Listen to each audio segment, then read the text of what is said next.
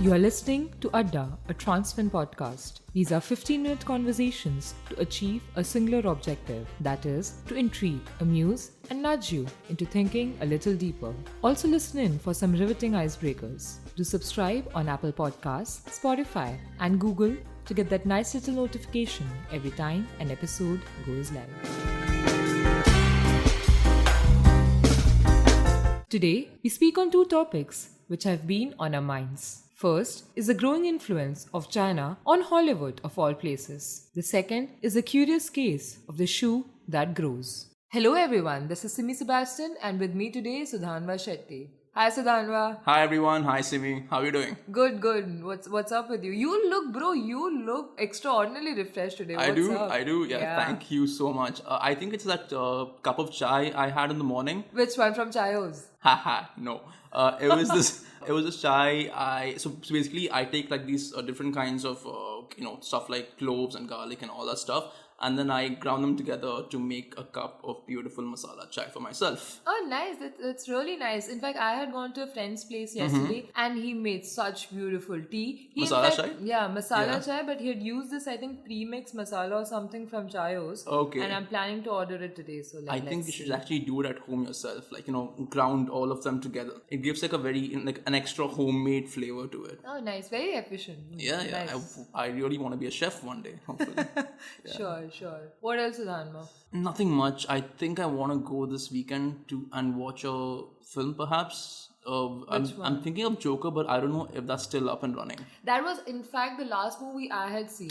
Yeah. And how was it? It was a good movie. I mean, the plot was not much to be spoken about, but the acting was brilliant. I mean, it was outstanding. I have heard a lot about that. Joaquin Phoenix. Yeah. He's a very good actor. Brilliant actor.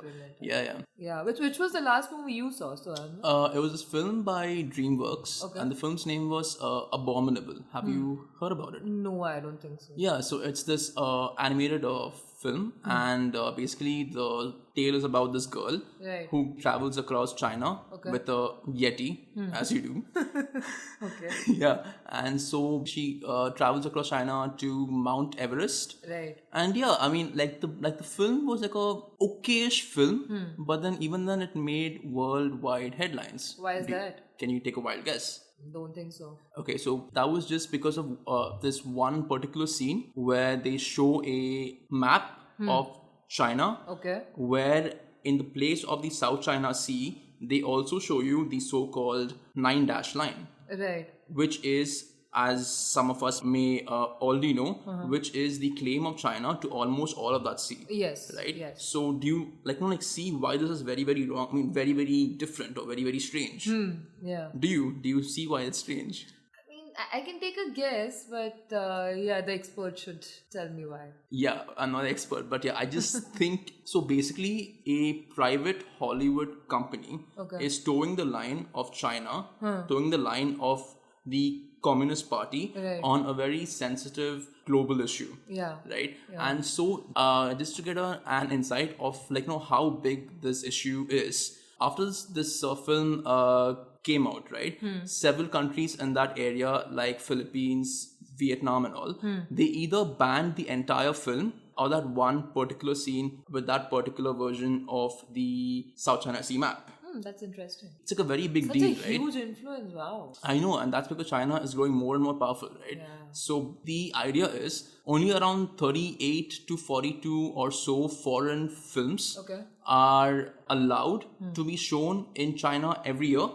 And so because of this, and because China is such a huge film going market, right? And so that is why you have so many films in the same race to access the huge Chinese market. Right. Do we have any estimates on the revenue? I mean, how much does a movie... Yeah, so up till I think 2014 or something else, every day around 60 theaters were being built in China. Okay. And that was far more than in the US. Okay. So that's quite huge. Oh, nice. Right? Yeah. So if you see, because only 38 to 42 or so films are allowed each year into China. So what these film companies do is they either try to appease China, or they try to be very, very kind of, like they somehow show China in a very good light, or so on and so forth. Any examples? Well, one was the film that I saw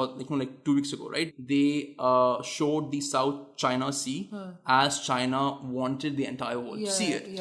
Or for example, have you seen the film World War Z? No, I haven't. Yeah, so basically in this film, the site of the zombie outbreak was actually initially supposed to be in China, but then it was changed to be in North Korea.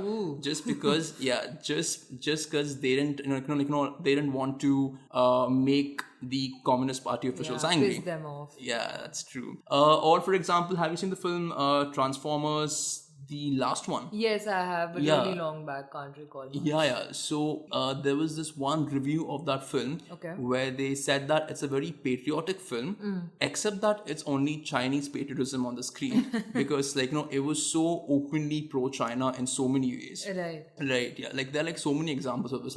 And this in a way has several real world what can I say? Yes. For example, Simi, which was the last film that you saw that was even somewhat pro-Tibet or somewhat sympathetic towards Tibet?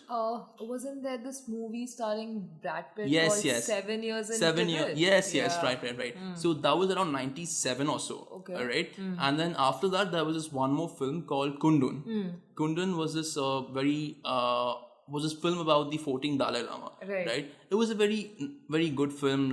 Everyone around the world were completely on board with it and all that stuff. But of course, China was very, very angry about it, right? They were extremely angry. Actually, they were so angry that the CEO of Disney, one of the most powerful companies in the world, flew all the way to Beijing to personally say to Communist Party officials, "I'm sorry." Wow, that's huge. And yes, this was back in 97 or 98. That was around 20 years ago. Back then, China wasn't as big or as powerful as it is right now. And today, China has deeper pockets and heavier wallets. So yeah, China is in a more strong, position to exert its power around the world in so many ways, and one of these ways is through Hollywood and through popular entertainment in general. Right. Yeah. So is there a rider on the kind of movies or the genre of movies which is released in China otherwise? You mean the kind of foreign films? Yeah. Genre-wise, no. The basic idea. Because I think I recall reading somewhere that some of Bollywood movies, they also have done really well in China. You're thinking of Amir Khan movies, right? Yeah. Yeah, so around 38 to 42 films are given access every year, and then these are from India, from the UK, France, all these countries. But then the exact theme is these films have to be pro-China. They should appease the government there. Appease the Chinese version of anything, basically. Yeah, that's the idea. Right. Any other animated movie which might have been banned in China? I mean, banning an animated movie is it's a kid movie, so it's a very weird thing. But actually animated. So have you watched Winnie the Pooh? Yeah, I used to love it. I mean, so cute. Okay, so basically... Winnie and Piglet, right? Yeah. Not only the show or any film, even any mention of this guy, of this bear, is completely banned on on Chinese internet. Why? Winnie the Pooh. The joke is Xi Jinping looks a bit like Winnie the Pooh. And that's why China has completely basically banned any kind of portrayal or even talking about Winnie the Pooh. It's very, very bizarre. Yeah. Anyway. It's pretty big, no? It's pretty astounding. Yeah. But yeah. It's actually very fascinating. I mean, how economics and culture and everything is just so intertwined. You just cannot separate the two. I know. It's just one very big eclectic mix. Yeah. Well. So, Simi, what else do you have in mind besides China's, growing rise across the world? Right.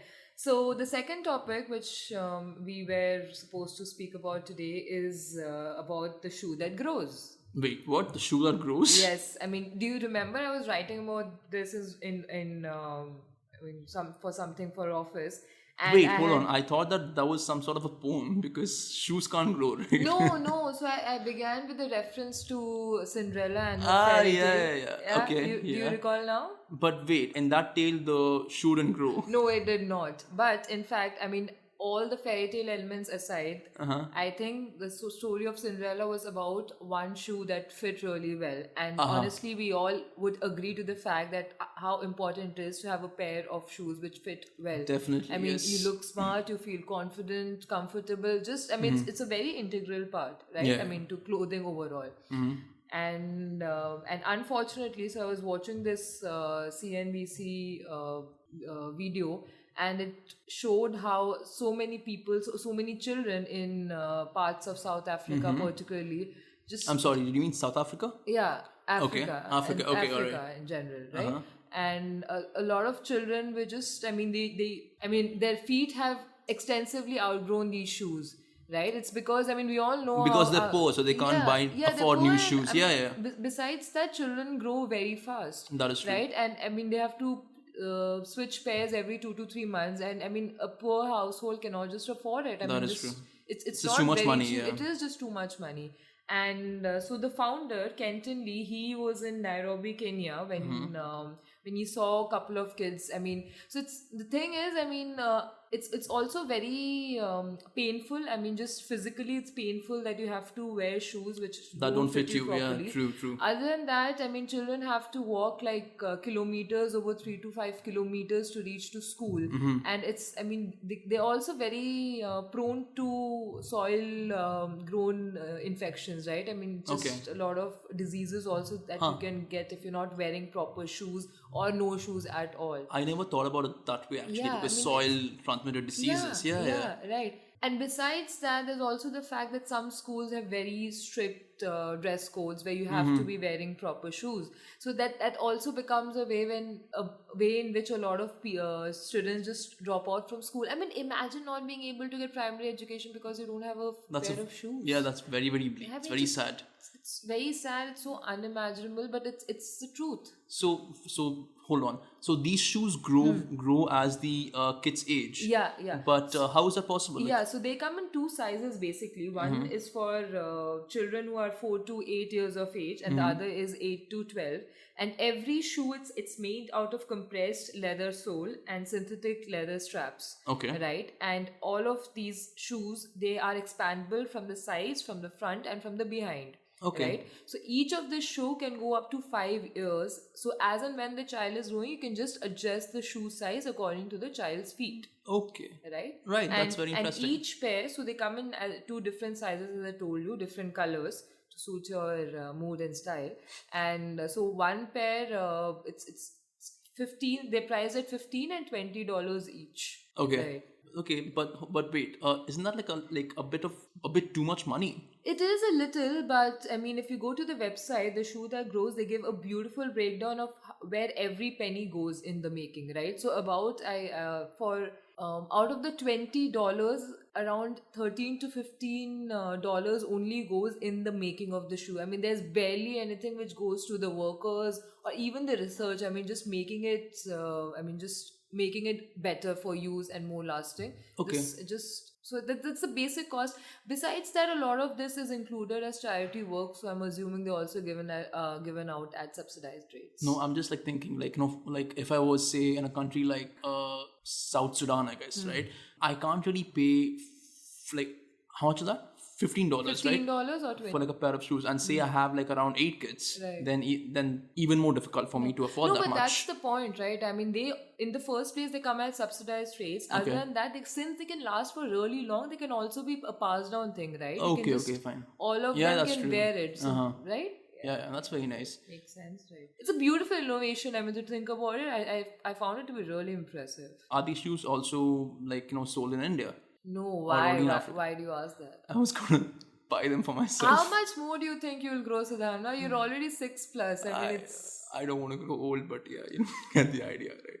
But that's very interesting, Simi. It's a very interesting concept. Nice chat, Sudhanva. I had fun today. Yeah, me too. I now know so much about shoes that grow. It's very interesting. And I know more about China and the growing influence of China in the world of movies. Yes. Yeah. I'm going to use it in the next party I go to. And, really? Yeah, and pretend to be all intellectually smart. You are going to be hit of that party. Thank you. I was being sarcastic, but you're welcome. Yeah, no worries. That's all for today, folks. Thank you for listening in. Do subscribe to our podcast on Apple Podcasts, Spotify, and Google. See you soon.